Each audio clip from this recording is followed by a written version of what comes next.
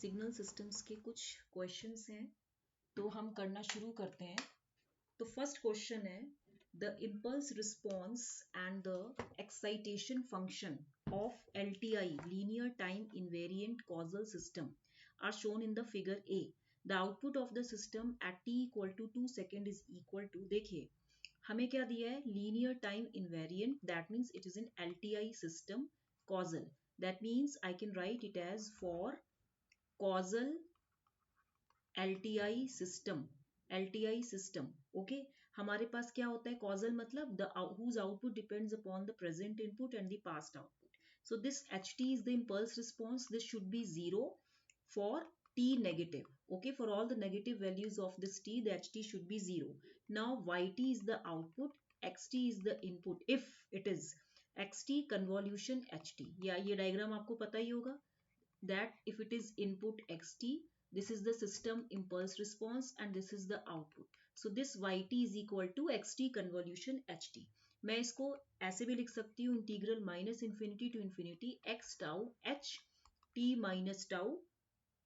d tau लिख सकती हूँ ना। अब आप देखिए इसमें एज, क्योंकि इसने बोला linear time invariant causal system है, that means XT and HT both are causal, तो हम इसको लिख सकते हैं as XT is equal to 0 for t negative and HT is equal to 0 for t negative, both are causal ना, question में दिया है। अब यहाँ हमें t इक्वल टू 2 पे वैल्यू निकालनी है, दैट मीन्स हम इधर रखेंगे y of 2 is equal to integral 0 to 2,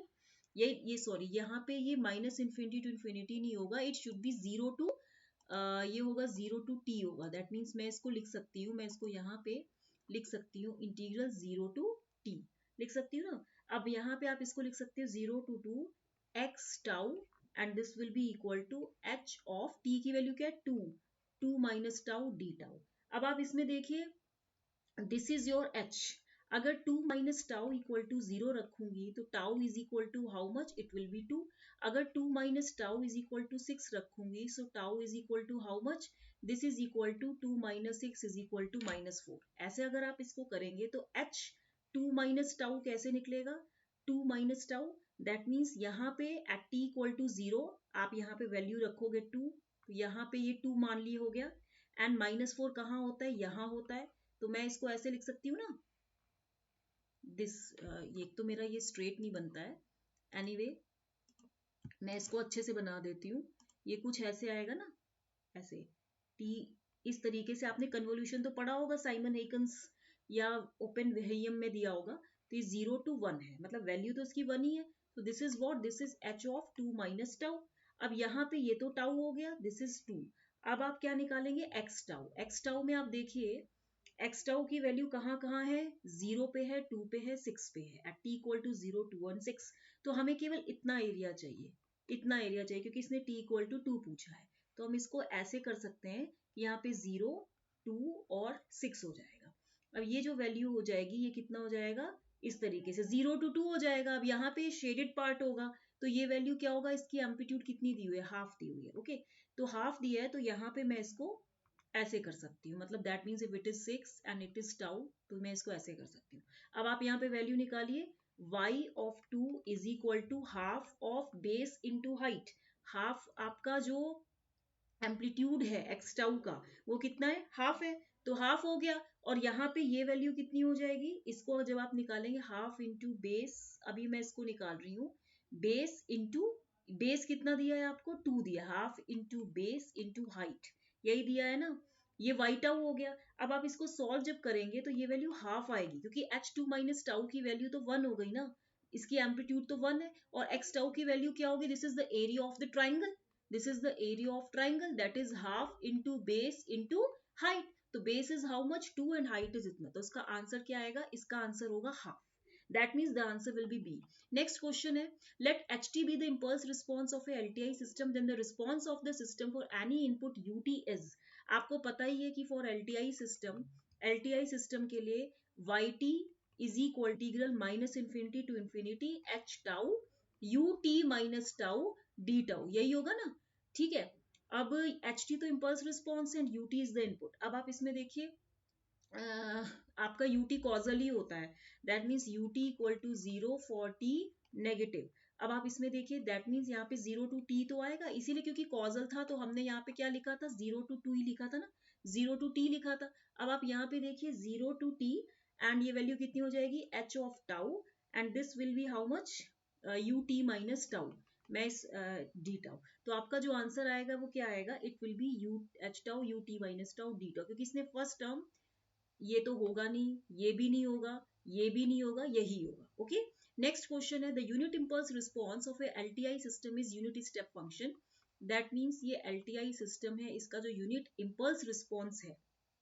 देखिए h t that is equal to u t, ठीक है। And for t positive the response of the system to an excitation e to the power minus a t u t. देखिए सीधी सी बात है, H T is equal to u t, it is already given. So transfer function जो होगा वो क्या होगा, h s is equal to 1 by s, u t is equal to 1 होता है। अब h S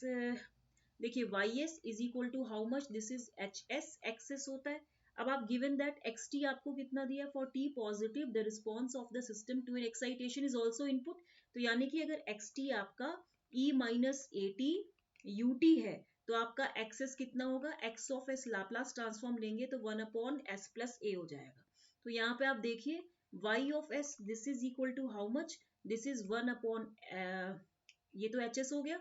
1 upon s plus ए, ये access हो गया, और ये क्या हो गया, 1 अपॉन एस हो गया। अब आप इसका जरा पार्शियल फ्रैक्शंस कीजिए, a बाई एस कर लीजिए, by b by s plus a कर दीजिए, तो a की वैल्यू कितनी होगी, a की वैल्यू होगी लिमिट s टेंड्स टू 0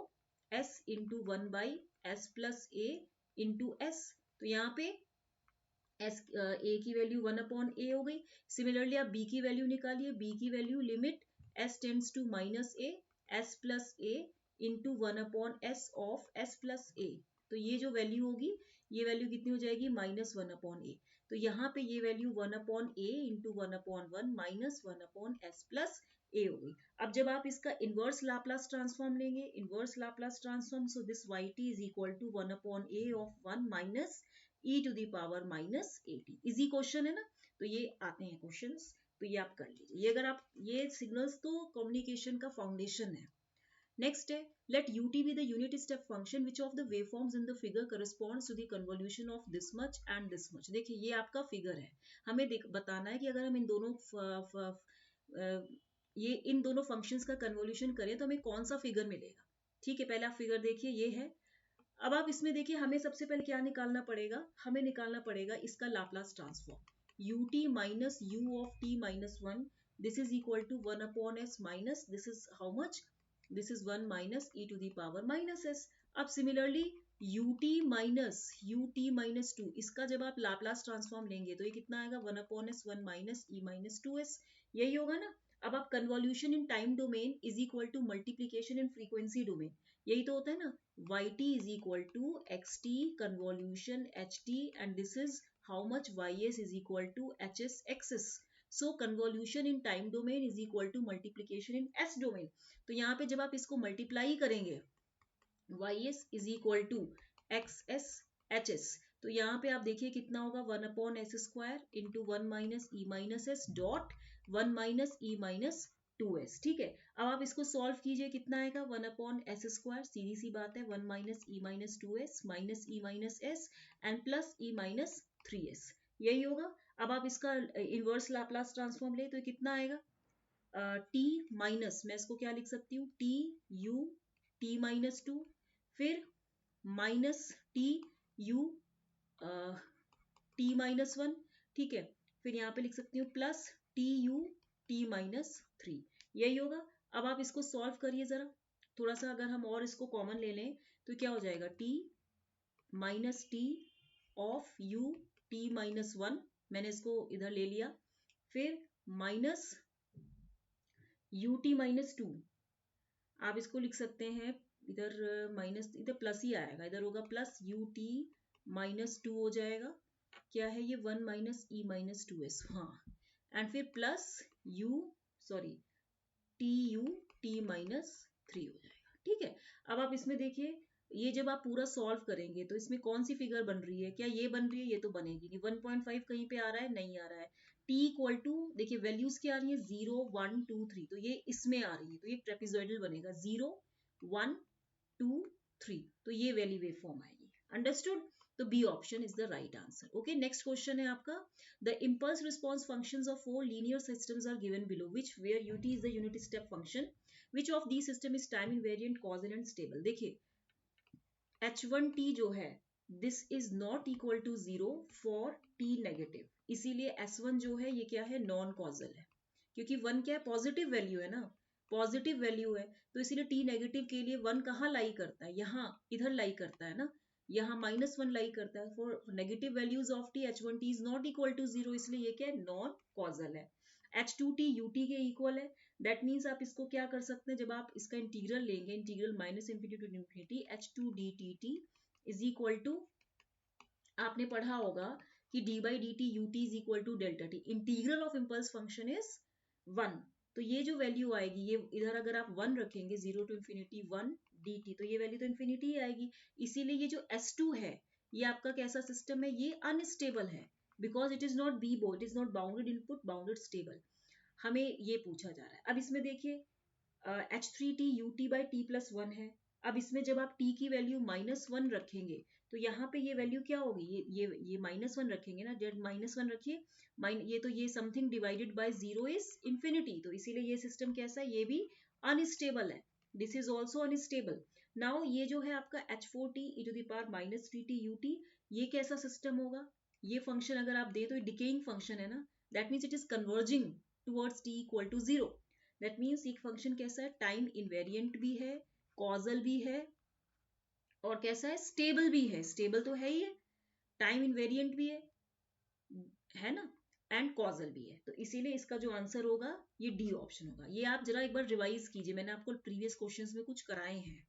ठीक है, कि कौन सा फंक्शन स्टेबल होता है, कॉजल क्या करता है, जो पास्ट वैल्यूज के आउटपुट एंड प्रेजेंट इनपुट पे डिपेंड करता है, time invariant which does not depend upon the time,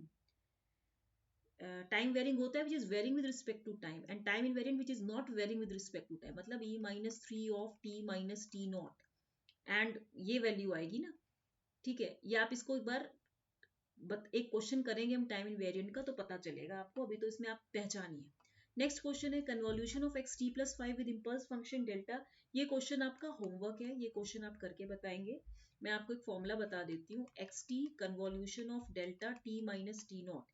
if any function is multiplied by the delayed function of impulse function, delayed impulse function, then this is equal to x of t minus t naught। तो ये question अब आप क्या क्या करेंगे, जरा करिए, ये कैसे हो जाएगा, ये क्वेश्चन आप खुद बताएंगे मुझे, ये होमवर्क है। आपको अच्छे लग रहे हो क्वेश्चन तो कमेंट सेक्शन में कमेंट करना मत भूलिएगा, इसको लाइक शेयर सब्सक्राइब जरूर कीजिएगा। टिल देन मैं आपको यही बोलूंगी कि इस क्या बोलूँ मैं आपको, जो भी मैंने प्रीवियस मेरे प्लेलिस्ट में जाके रिवीजन शुरू कर लीजिए। Thank you.